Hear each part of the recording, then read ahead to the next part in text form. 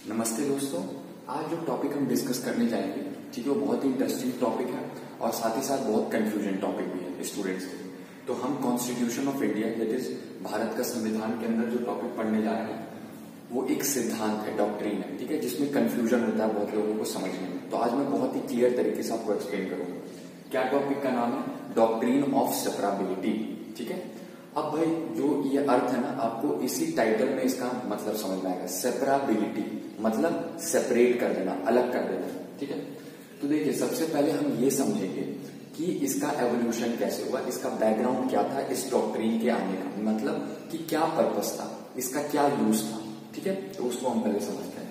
देखिए, पहले आपने समझना होगा कि अगर आप ध्यान दो तो सबसे इंपॉर्टेंट आर्टिकल जो है ना फंडामेंटल राइट्स के अंदर, वो कौन है? सोचिए जरा कि आपको लगता है कि अगर वो ना हो तो सारा फंडामेंटल राइट बेकार हो जाएगा, ठीक है, उसका कोई यूज नहीं है, वो धरा का धरा रह जाएगा।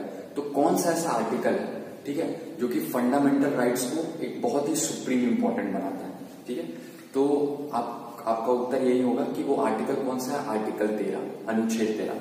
क्योंकि भाई राइट्स तो हर जगह डिफाइंड है, ठीक है, चाहे वो आर्टिकल 19 हो, फ्रीडम क्लॉज है जिसमें राइट टू फ्रीडम है, 14 इक्वालिटी है, ठीक है, राइट टू लाइफ 21 है, ऐसे कर करके सारे फंडामेंटल राइट्स डिफाइंड तो है। बट वो सारे फंडामेंटल राइट्स धरे के धरे रह जाएंगे अगर आपको रेमेडीज अवेलेबल नहीं है, ठीक है। मींस राइट विदाउट रेमेडीज का कोई मतलब नहीं है। कहने का तात्पर्य ये है कि अगर आपको अधिकार मिला है और अगर उस अधिकार का हनन हो जाता है, ठीक है, तो हनन होने के बाद आप किसी अथॉरिटी के पास जाओगे, ठीक है, अगर आपका राइट हनन हुआ तो अथॉरिटी के पास जाओगे और उससे रेमेडी मांगोगे, उपचार मांगोगे। तो अगर वो आपके पास अधिकार होगा ही नहीं उपचार मांगने का, तो फिर उस अधिकार का कोई मतलब ही नहीं है, ठीक है। For example right to freedom है, बट अगर कोई इंसान आपको राइट टू फ्रीडम ऑफ, मान लीजिए, स्पीच एंड एक्सप्रेशन एक्सरसाइज करने नहीं दे रहा है, ठीक है, तो आप किसी अथॉरिटी के पास जाओगे उस राइट को इन्फोर्स करवाने के लिए। तो मान लीजिए वैसा कोई अथॉरिटी है ही नहीं जहां पे इन्फोर्स हो सकता है, तो फिर उस अधिकार का कोई मतलब ही नहीं है, which means right without remedy का कोई मतलब नहीं। तो आर्टिकल 13 क्या करता है? बहुत इंपॉर्टेंट है। वो क्या करता है? हमारे सारे अधिकार को इन्फोर्सेबल बनाता है इन कोर्ट्स। कहने का तात्पर्य यह है कि जो भी अधिकार है, जो फंडामेंटल राइट्स आपको मिले हुए, ठीक है, मौलिक अधिकार आपके, अगर वो मौलिक अधिकार का हनन होता है, इंफ्रिंजमेंट होता है, तो आप आर्टिकल 13 को देखते हुए वो आपको अधिकार दिया है जिससे कि आप ये, अगर राइट्स का हनन हुआ है तो आप अप्रोच कर सकते हो कोर्ट को और जाके क्या मांग सकते हो? रेमेडीज मांग सकते हो, उपचार मांग लो। तो ये आर्टिकल 13 पॉसिबल करता है। ये बहुत इंपॉर्टेंट चीज है, ठीक है। और उसी में आर्टिकल 13 में 2 इंपॉर्टेंट क्लॉज है, मैं आपको बता दूं क्या है। सबसे पहले कहता है कि कोई भी अगर कानून है, कोई भी लॉ है जो कि इनकंसिस्टेंट है फंडामेंटल राइट्स से, ये दोनों क्लॉज जानना जरूरी है हमको इसको समझने के लिए, ठीक है। तो इसीलिए मैं बता देता हूँ। क्या पहला बोलता है कि अगर कोई भी कानून ऐसा है हमारे बनता है, कानून बनता है जो कि इनकंसिस्टेंट है, मतलब क्या कर रहा है? हमारे कॉन्स्टिट्यूशन ऑफ इंडिया का जो प्रोविजन है फंडामेंटल राइट्स का पार्ट 3 के अंदर, अगर उसके इनकंसिस्टेंट है, उसके विरोध में है, ठीक है, उसे वॉयलेट कर रहा है, तो क्या कर दिया जाएगा? उस टाइप के कानूनों को खत्म कर दिया जाएगा, वॉइड मान लिया जाएगा कि वो एग्जिस्ट ही नहीं कर सकता था और उसे नलिफाई कर दिया जाएगा, ठीक है। तो कोई भी लॉ है जो कि इनकंसिस्टेंट है, ठीक है, हमारे फंडामेंटल राइट्स का, तो उस इनकंसिस्टेंट, उस हद तक, उस एक्सटेंट ऑफ इनकंसिस्टेंसी तक वो लॉ क्या कर दिया जाएगा? खत्म कर दिया जाएगा।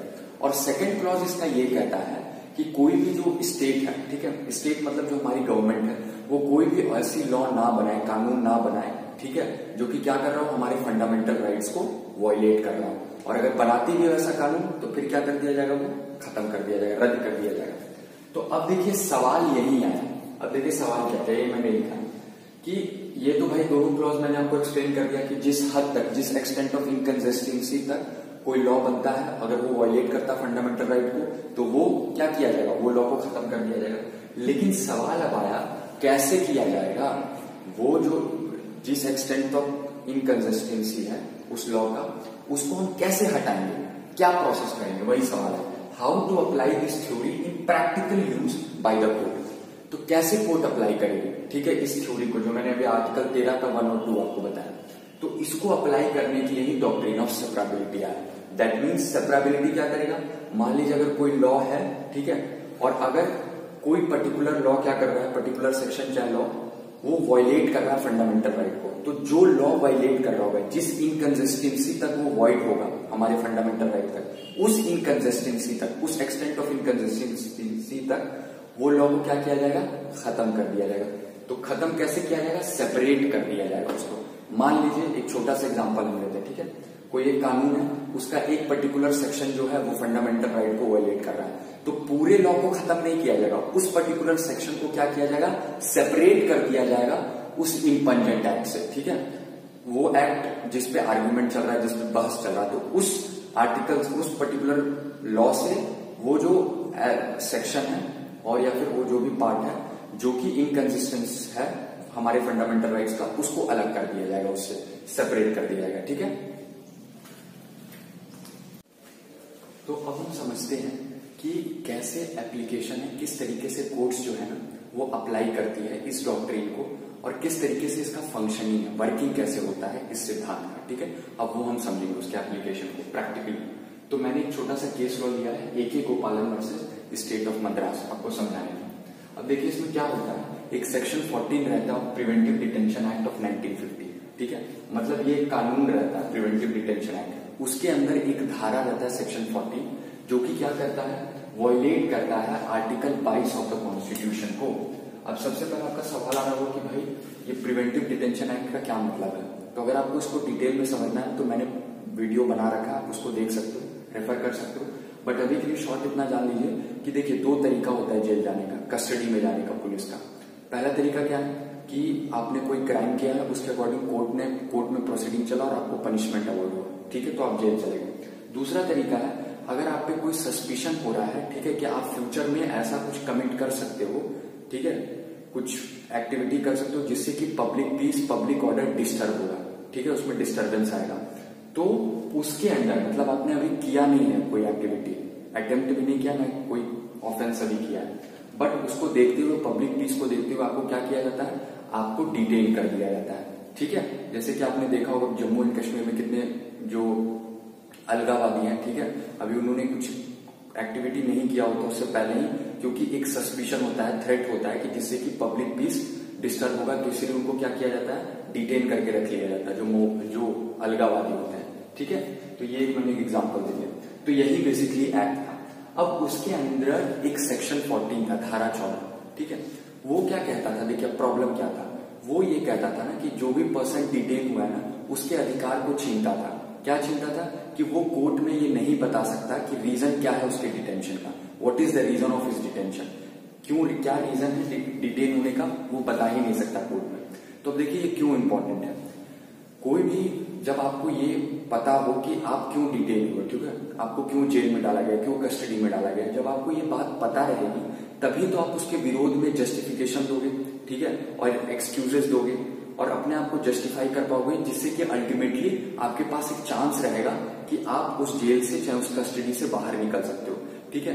ये सिंपल सा एग्जांपल है, मैं आपको ये समझ में आ जाएगा। फॉर एग्जांपल अगर आप स्टूडेंट हो, आपको क्वेश्चन मिलता है, सवाल मिलता है क्वेश्चन पेपर में, तभी तो आप उसका सोल्यूशन देते हो ना, विदाउट क्वेश्चन तो आप सोल्यूशन नहीं दे सकते हो। उसी तरह ये भी है, जब आपको ये पता ही नहीं है कि आप क्यों डिटेन हुए हो, ठीक है, और ये आप कोर्ट को नहीं बता सकते हो कि आप क्यों डिटेन हुए हो, तो फिर आप जस्टिफिकेशन क्यों कैसे दोगे, ठीक है, उस लाइबिलिटी से, मतलब बेसिकली उस डिटेंशन से बाहर निकलने के लिए। तो यही सिंपल था। तो उस पर्सन को, जो भी पर्सन डिटेन हुआ है, उसको रोकता था, प्रोहिबिट करता था कि वो कोर्ट में नहीं बता सकता रीजन फॉर हिज डिटेंशन, कि क्यों डिटेन हुआ है। तो जब ये बता ही नहीं सकता तो फिर जस्टिफिकेशन कैसे देगा वो कि हम ये गलत हुआ है मेरे साथ। पहले तो यही बताना होगा कि क्यों हुआ है, उसके बाद ही तो जस्टिफिकेशन देगा कि ये रॉन्ग हुआ है, चाहे एक्सक्यूज देगा अपना, ठीक है, डिफेंस तैयार करेगा अपना।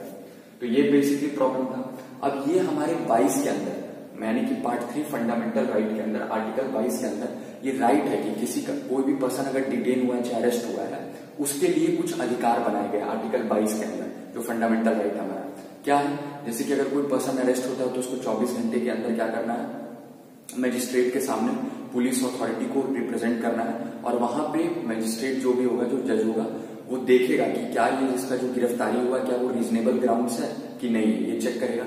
और भी अधिकार होता है, उनको रिप्रेजेंटेटिव्स मिलने चाहिए जिससे कि वो डिस्कस कर सके, ठीक है, मतलब इंटरेक्शन का समय मिलना चाहिए अपने लॉयर से, चाहे अपने रिप्रेजेंटेटिव से डिस्कस करने के लिए, ठीक है, जिससे कि वो अपना डिफेंस तैयार कर सके।